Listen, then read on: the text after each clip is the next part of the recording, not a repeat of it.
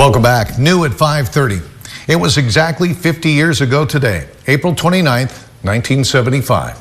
U.S. diplomatic corps abandoning the American embassy in Saigon amid the chaos of North Vietnam troops' relentless advance. The following day, the North's tanks burst through the gates of the South Vietnamese presidential palace, and with that, Vietnam became a single, unified communist nation. It was a difficult moment to watch, for not only the millions of South Vietnamese who had long dreaded that day, but for millions of Americans who, no matter where they stood in the anti-war debate, had anguished for more than a decade over the war's human toll. California's Central Valley, like most of the country, contributed thousands of war fighters to the cause and had its share of anti-war protesters as well. It also had an untold number of war wounded, fighting men and women whose injuries were both visible and not readily apparent. Lives were forever affected. Today, those social, cultural, and political divisions are largely forgotten. Finally, after a half century, have we come to understand each other a little better? Here now is 17's Robert Price with a special report, The Vietnam War, 50 years after the fall of Saigon. 14,000 men and women from Kern County served in the Vietnam War. Some 178 never came home, but thousands were affected in ways both great and small. Some were ruined. Some went on to success despite inevitable scarring.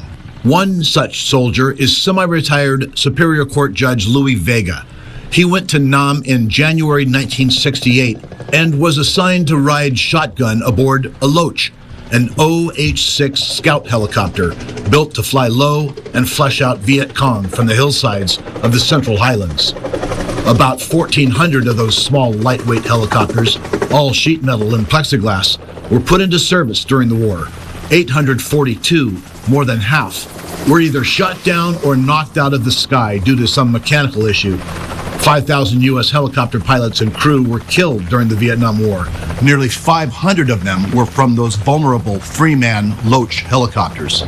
Louis Vega was selected to serve aboard a Loach, ride directly behind the pilot because of his size, 5'6" and 125 pounds. The platoon leader for the scouts, Aero Scouts, thought I was the perfect size to sit behind a pilot for the next year, off and on. That's what I did. I rode, might call it shotgun, but in this case it was an M60 machine gun hanging from a bungee cord with about 600 rounds of 7.62 ammunition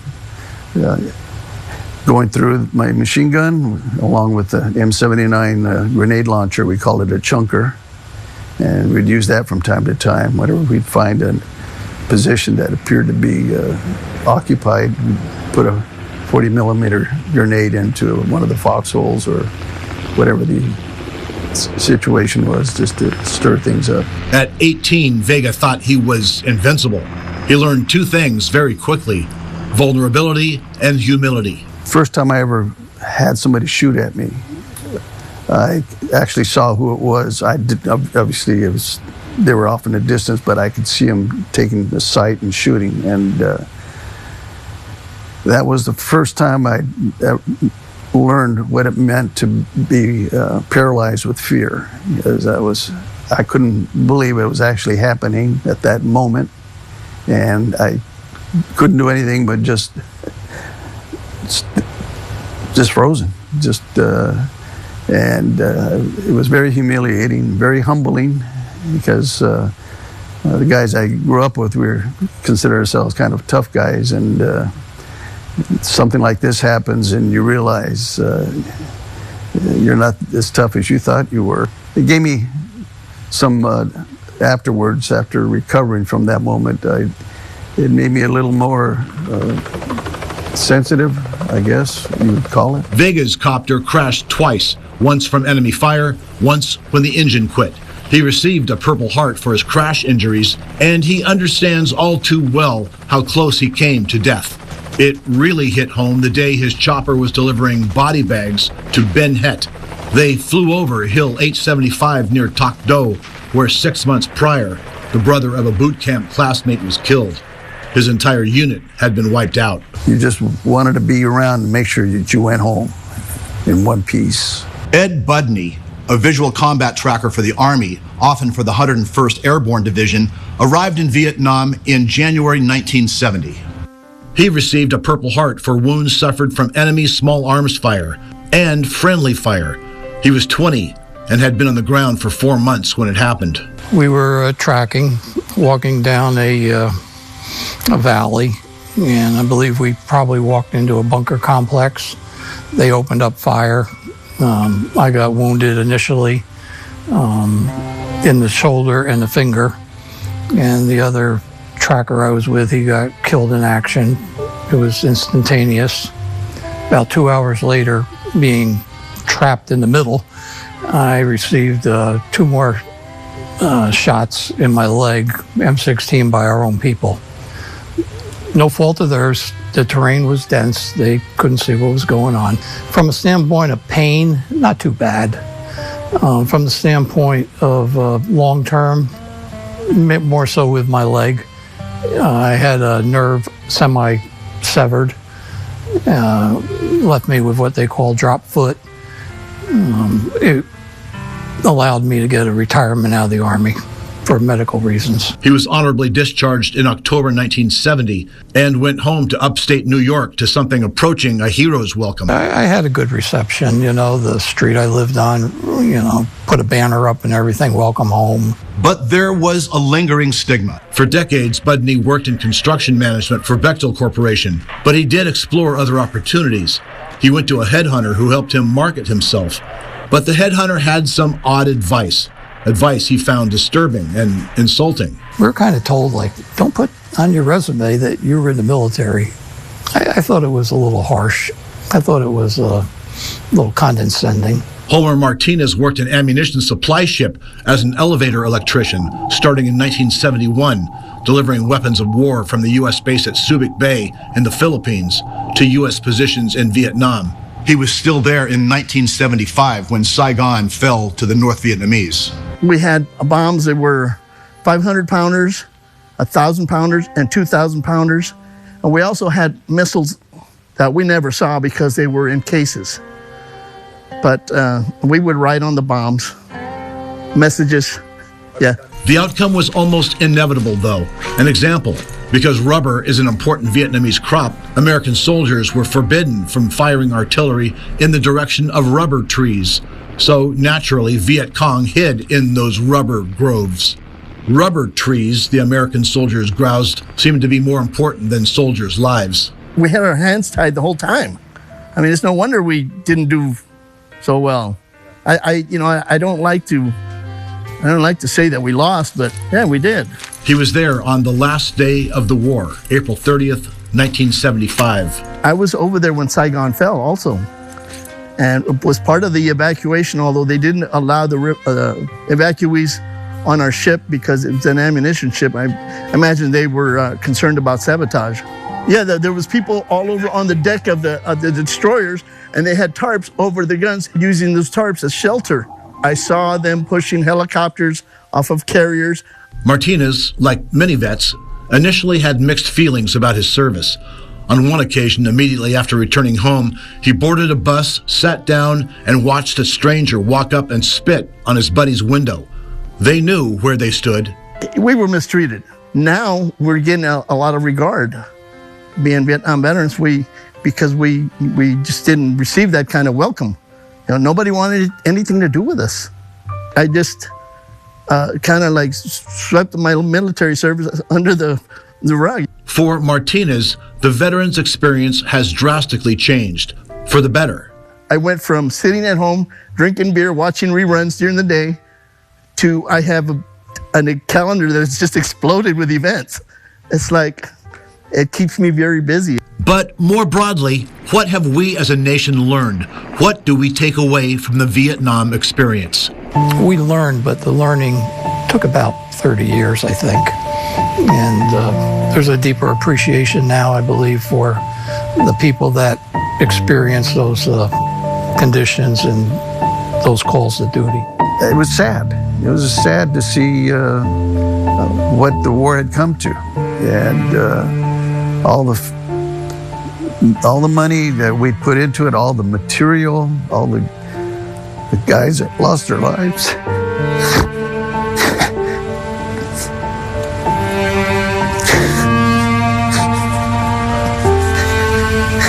I'm sorry. I didn't think it would happen. No, that's the tragedy. The loss of lives. Nearly 60,000 killed, 304,000 wounded, and 1,600 missing in action. A heavy toll that still weighs on the nation. Welcome back. It was 50 years ago this week that the Vietnam War came to an end. 10 bloody years in Southeast Asia, and right in the midst of it, years of protest. Some of those protesters were our own, homegrown opponents of a war that divided America. In part 2 of this 17 News special report, our Robert Price talked with 2 of them. Randa Varner was always dubious about the Vietnam War, dating back to her time as a Bakersfield College student. But things changed for her in a profound way when she transitioned from wife to wife and mother. When my oldest son was born, it really came home, because then it was really personal. This was my child. I felt what the other American mothers of the boys that were over there had to have felt. I felt what the Vietnamese mothers had to have felt. We had to stop it. We can't continue to throw our children into a war and to be killed. It was personal then. So that's when we started protesting. The Bakersfield High School graduate was an innocent once upon a time. The girl next door, a cheerleader for the BC Renegades, then a state powerhouse in football. It was a great time to be alive in so many ways, but war loomed over her world.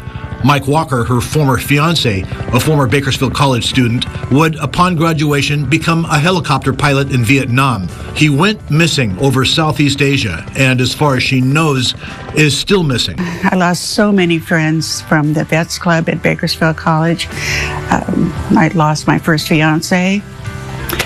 It was our generation then were cannon fodder for a useless war that we had to stop. And so we took the streets and we stopped it. And I'm very proud of that. Her then husband would never have approved, so Verda waited until he went off to work before she hit the streets, pushing a baby stroller. Kind of goes against the atypical image of a war protester. They called us, they said, oh, those hippies, un-American, unpatriotic. Well, no, it was exact opposite. It was the most patriotic thing we could do, was to assemble and to free speech and to stop that war. So he'd go off to work. I'd take my son Chad, diaper bag, stroller, marquee station wagon, and off we'd go. And the last one was the most contentious. The crowd was ugly around us, yelling at us, which was not anything unusual. But then, and we were very organized. We had permits. We followed the rules. There was no swearing. There was no vandalism. We stayed exactly on the street where we were supposed to be. But we were stopped by the police and told to disperse, and we stood there. And then they said, those of you with children, be aware that they will go to CPS and you will go to jail. Well, I knew that my husband would get my son out of CPS, but he would not have bailed me out. So we did a turn and got back on the station wagon and went home. And from then on, it was making phone calls, writing letters. Eddie Lane grew up in Reedley, a Central Valley town about 100 miles north of Bakersfield. He attended Reedley College and staged a forum on the campus about the Vietnam War. He also led a peace march. Peace March is peaceful, the local newspaper proclaimed. In the summer of 1968, he was also an observer at the contentious, violent, history-changing Democratic National Convention in Chicago.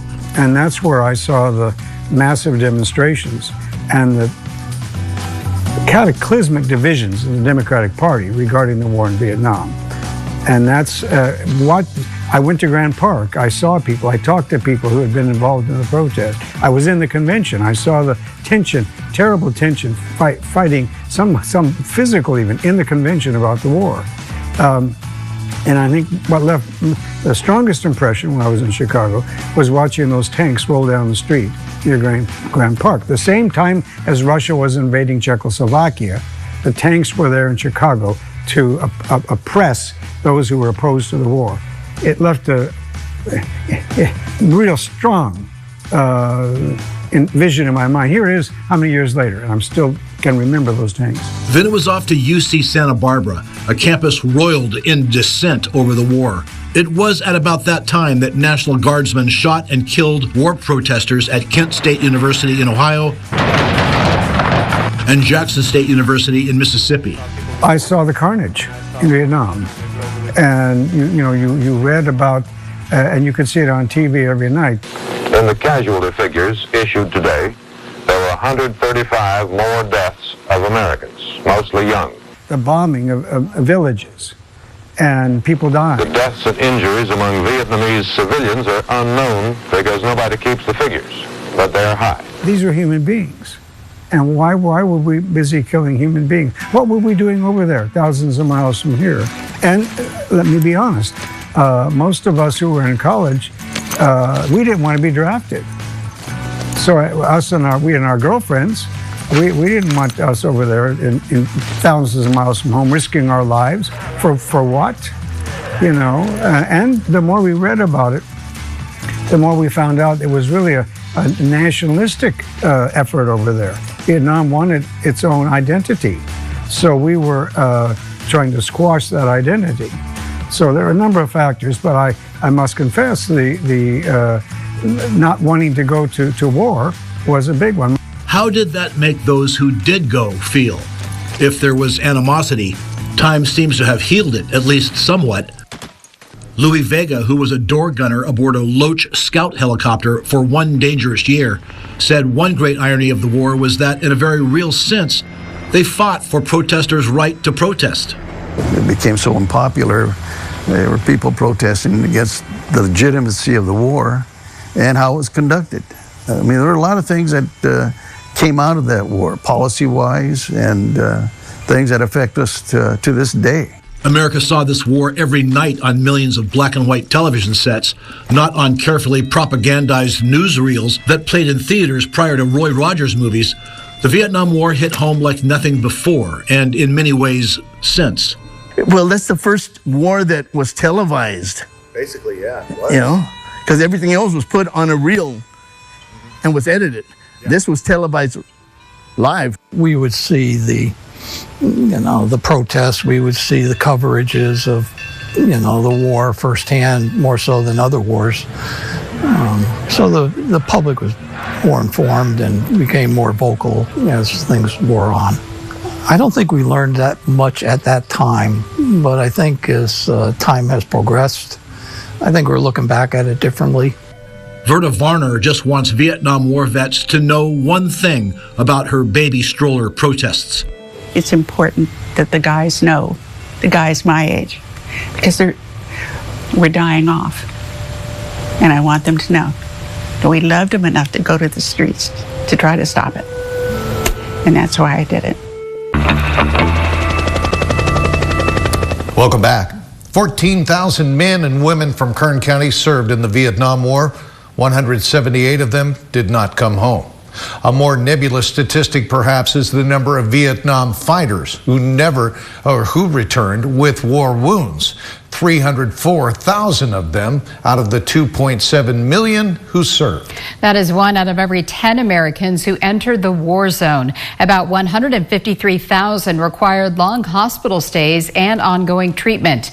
In part 3 of the 17 News special report, our Robert Price has the story of one of those soldiers as seen through the eyes of a friend. He was Randa Hunter's first sweetheart, a grammar school crush who crushed on her right back. A shy, kind boy who lived around the corner from her house on Nelson Street. He moved away before they got to high school, and she rarely saw him after that.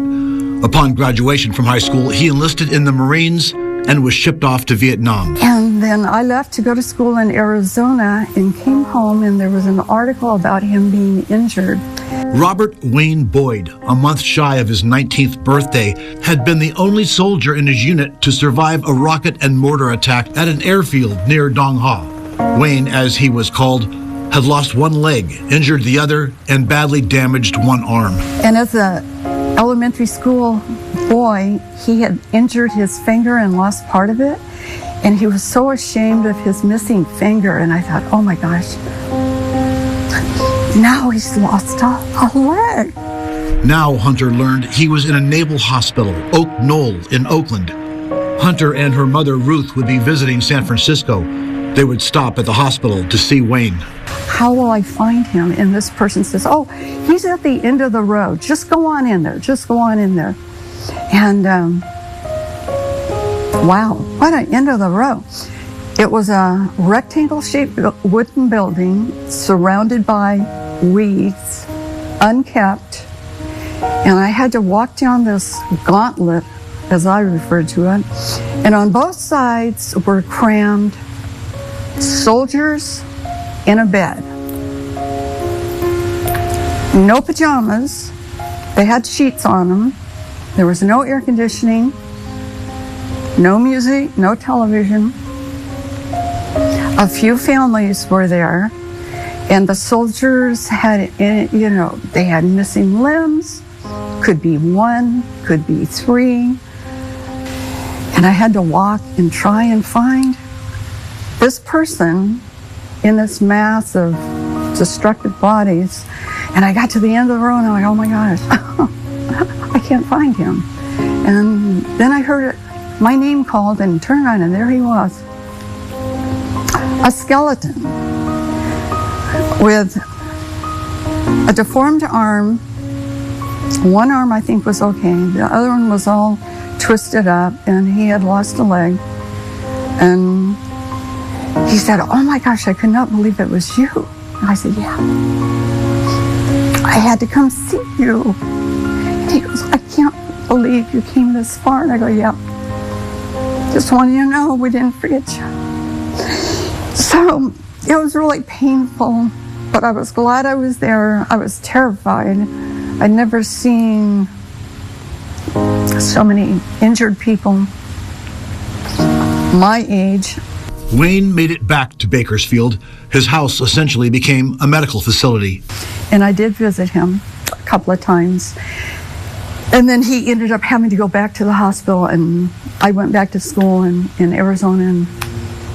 Wayne eventually married. He and his wife had 3 children and many grandchildren, but he was never really able to work much. And in May 2011, just 64 years old, he died following a heart attack.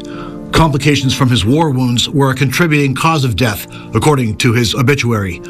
Hunter, who went on to teach history, government, and economics at her alma mater, Bakersfield High School, attended the funeral. Wayne, he never did recover. He had Agent Orange. He was basically, you know, he'd inhaled all that, and it just took a toll on his body. He was such a handsome little kid, nice family, and just destroyed him and destroyed his family. It was that slow death. It just broke my heart. And all those other soldiers, missing limbs and mentally changed forever. A common story, all too common. Of the 304,000 wounded in Vietnam, at least 75,000 were severely disabled, many with multiple amputations. But they generally don't receive the recognition of their KIA brethren.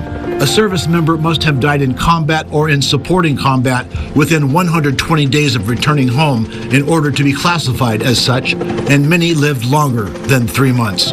So in a sense, they are among the forgotten. A little part of Randa Hunter was embittered by the way veterans, wounded or not, were treated during and after the war. I think that the good part that came from learning about Vietnam was to treat your veterans when they come home as human beings and give them some respect, because they went over there honorably, and you have no right to put them in a place and call them baby killers, they are soldiers and they are trying to survive. And you didn't walk in their shoes. It's a hard-learned lesson. And I think that has changed. I see more people now. They'll embrace a veteran. They didn't embrace him before. Some continue to feel the effects of physical wounds from Vietnam. Many others still deal with PTSD, the invisible wounds.